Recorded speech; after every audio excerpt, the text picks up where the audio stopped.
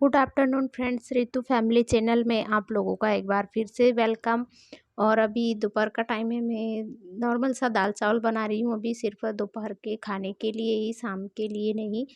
तो मैं एक तरफ दाल फ्राई करने के लिए कढ़ाई रख दी हूँ, और उसके फ्राई करने के बाद बस मैं साइड में चावल साथ में रख देती हूँ। और मुझे सिर्फ दाल चावल ही बनाना है, रोटियां नहीं, क्योंकि अभी हम लोग को शाम में कहीं जाना है। तो मैं अभी आप लोगों को भी लेकर चलूँगी और मैं भी जाऊँगी। और जिस पल का था मुझे इंतज़ार, वो आज ही है। मतलब आज जो बहुत दिनों से रुका हुआ काम जो था मेरा, वो आज मैं कंप्लीट कर ली हूँ। तो मैंने सोचा आप लोगों को बता भी देती हूँ, और मुझे कहीं घूमने जाना है तो वहाँ भी आप लोगों को ले चलूँगी। क्योंकि 2 सालों में ही हम लोगों को कहीं भी घूमने जाने आने की जो छूट मिली है अभी मोदी जी की तरफ से, तो उसी में हम लोगों को सब चीज़ की अहमियत का पता हुआ है, वरना इतने दिनों से तो नहीं। फ्रेंड्स, मेरे अभी दाल चावल पक रहे हैं, और मैं बहुत दिनों से सोच रही थी आप लोगों को दिखाने का। जो मैं आधा काम था मेरा कल कंप्लीट हुआ है, तो मैंने सोचा जो ब्लाउज सिला था मैं आप लोगों को दिखा रही थी। वही चीज़ है जो मैं आप लोगों को बहुत दिनों से, जिसका मुझे था इंतज़ार आप लोगों को दिखाने के लिए, तो बस वही दिखाना है। तो फ्रेंड्स अभी मेरे दाल चावल पक रहे हैं, जब तक मैंने सोचा आप लोगों को दिखा देती हूँ। इसका मुझे था इंतज़ार आप लोगों को दिखाने के लिए। तो फाइनली मैं ये ब्लाउज सिली हूँ, और सामने से कटोरी वाला है, और इसकी आस्तीनों में उसमें मैं इस तरह की डिज़ाइन डालकर सिली हूँ। देखिए इस तरह से, और अच्छी है कि नहीं है मुझे आप लोग कमेंट करके ज़रूर बताइएगा। और ये मैं अपने मन से डिज़ाइन डाली हूँ, और ये ब्लाउज मेरा नहीं है, मेरी साइड वाली चाची का है। और अभी एक और मेरे पास सिलने के लिए है, पता नहीं अब वो कितने दिनों में सिलेगा। इसे तो लगभग 2 से 3 हफ्ते हो चुके हैं सिलने के लिए, और पता नहीं अब ये वो वाला ब्लाउज कितने दिनों में सिलाएगा। अगर वो हो जाएगा तो मैं आप लोगों को वो भी दिखाऊंगी। चलिए, और फिर शाम में मैं डायरेक्ट आप लोगों को शाम में ही मिल रही हूँ। और देखिए हम कहाँ जाने के लिए तैयार हो रहे हैं। और आप सोच रहे होंगे कि थोड़ी देर बाद मिलने का बोल के मैं सीधे डायरेक्ट शाम में ही आप लोगों से मिल रही हूँ। तो हम लोगों को जाना है अभी शादी में। तो शादी में जाने के लिए मैं पहले बच्चों को तैयार कर दी हूँ, और उसके बाद मैं तैयार होती हूँ। क्योंकि बच्चों को पहले अगर तैयार नहीं करते हैं तो वो तैयार होने के लिए बहुत तंग करते हैं, क्योंकि उन्हें पहले ही तैयार करना पड़ता है। और मैं दोनों को तैयार कर दी हूँ, और तैयार करने के बाद भी दोनों नहीं मान रहे थे। और देखिए मेरी बेटी फिर आई, मम्मी मुझे कुछ लगा दो, ऐसा तैयार कर दो। मुझे देख देख कर वो भी सामान ढूंढ रही जा रही कि मम्मी मुझे ये नहीं लगा, मुझे ऐसा नहीं लगा।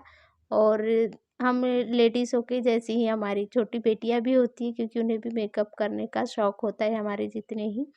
और मैं ठंडी की वजह से उन न्यू ड्रेस के अंदर मैं उन्हें मोटे कपड़े अंदर भी पहना दी हूँ, और ऊपर से उन्हें स्वेटर भी पहनाना है। क्योंकि पिछले 2 दिनों से ठंड इतनी ज़्यादा तेज़ हो चुकी है कि घर के बाहर भी निकलना मुश्किल है, और इस शादी में हमें जाना ज़्यादा ज़रूरी था, क्योंकि ये मेरे बड़े पापा की बेटी की शादी में थी। और मेरा भैयू भी देखिए अपनी शरारतें छोड़ता नहीं है, और मुझे सब सामान निकाल के दे रहा है, मम्मी ये पहनना है क्या, ये करना है क्या।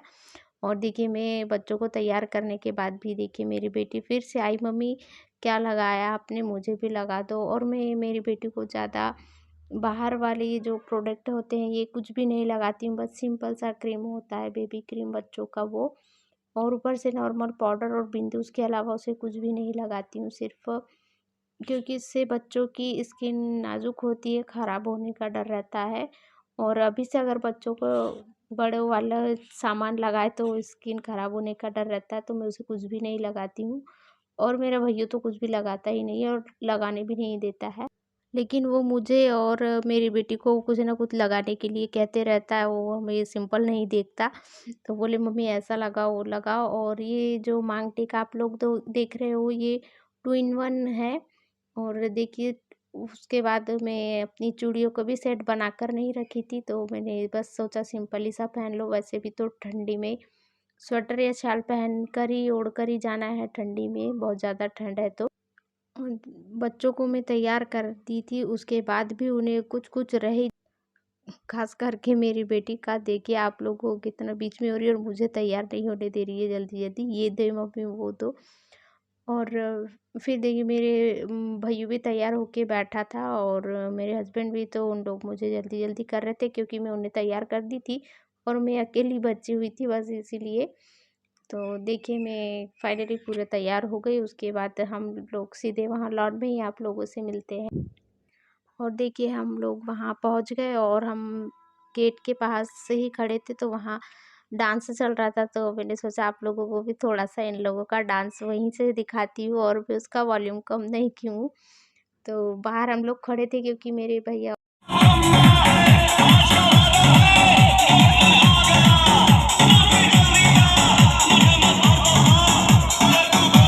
मेरे भैया भाभी आ गए थे इसलिए हम बाहर खड़े थे। और देखिए मैं मेन गेट से डायरेक्ट अंदर जा रही हूँ, यहाँ की लाइटिंग मुझे बहुत अच्छी लगी। और ये मेरा भाई है जो मेरे लिए रुका था क्योंकि सभी लोग आगे जा चुके थे, मेरे हस्बैंड भी, बच्चे भी, भाभी अभी। तो मेरा भाई मुझे ढूंढते हुए वहीं रुका था कि मैं किधर हूँ, तो मैं पीछे थी सबसे पीछे।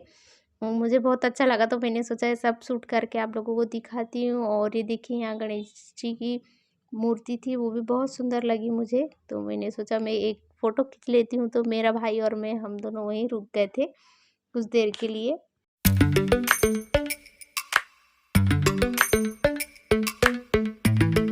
और यहाँ से हम लोग सीधे फिर अंदर गए जहाँ सारा टेंट वेंट लगे थे। यहाँ की लाइटिंग और सजावट बहुत सुंदर लग रही थी। और ये ग्राउंड भी काफ़ी बड़ा था और काफ़ी लोग भी थे और ठंड की वजह से उतनी ज़्यादा कुछ खास भीड़ भी नहीं थी। और ये खाली ग्राउंड इधर खाने वगैरह का था, तो ज़्यादा कोई भी नहीं था। और जहाँ दूल्हा-दुल्हन की स्टेज था, चेयर थी, बस वहीं ज़्यादा भीड़ थी। वहीं देखिए हम लोग फिर उसी भीड़ में हम सभी लोग वहाँ जाकर खड़े हुए।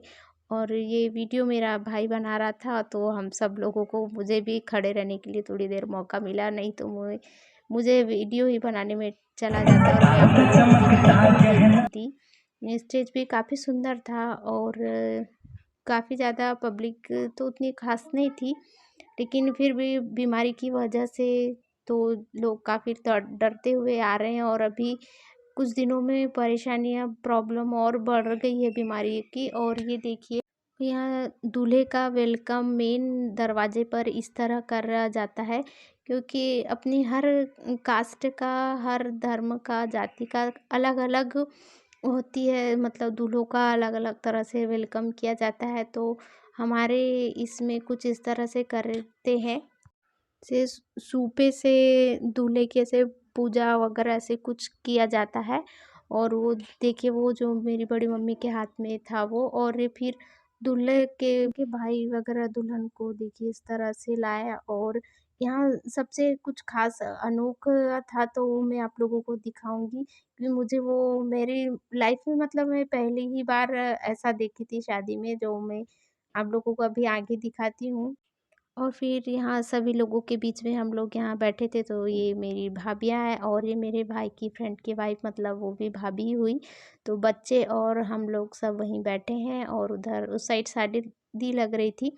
वहाँ काफ़ी भीड़ थी, दूल्हा दुल्हन तो हर किसी के लिए खास होते ही हैं, तो हम तो उन लोगों के बीच में नहीं गए।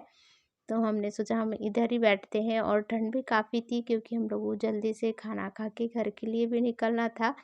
बच्चों को लेकर नहीं, बच्चों को लेकर ठंड में ज़्यादा देर बाहर रहना भी ठीक नहीं होता है। और ये देखिए वो शादी लगने के बाद जो आतिशबाजी होती है, मतलब आकाश में जो रंग बिरंगे पटाखे फूट रहे थे, वो बहुत अच्छे लग रहे थे, तो मैंने सोचा मैं इसे भी एक बार शूट कर ही लेती हूँ। और फिर देखिए जो मैं आप लोगों को दिखाने वाली थी, जो मैं फर्स्ट टाइम देखी, ये देखिए दूल्हा दुल्हन का ये वाला सीन ना बहुत अच्छा लगा, काफ़ी अच्छा लगा ये देखकर। और मतलब मैं अपनी लाइफ में फर्स्ट टाइम देखी हूँ ये वाला सीन, मतलब यहाँ हमारे तो छोटे से गांव में ऐसे ही होता है। वो खाना खाने के बाद फाइनली हम लोग हमारे घर के लिए निकल गए और देखिए सब खाना खा के हम लोग घर के लिए निकल गए और वहीं जाकर मैं आपसे मिलती हूँ। फ्रेंड्स हम लोग अपने घर पर आ चुके हैं और आज का ब्लॉग में ही एंड करती हूँ। आप लोगों को तो कुछ भी मेरा अगर ब्लॉग पसंद आए तो प्लीज़ लाइक शेयर और सब्सक्राइब करना मत भूलिएगा। और जिन्होंने अभी तक मेरे चैनल को सब्सक्राइब नहीं किया तो प्लीज़ प्लीज़ मेरे चैनल को सब्सक्राइब कर लीजिएगा। Thank you, good night.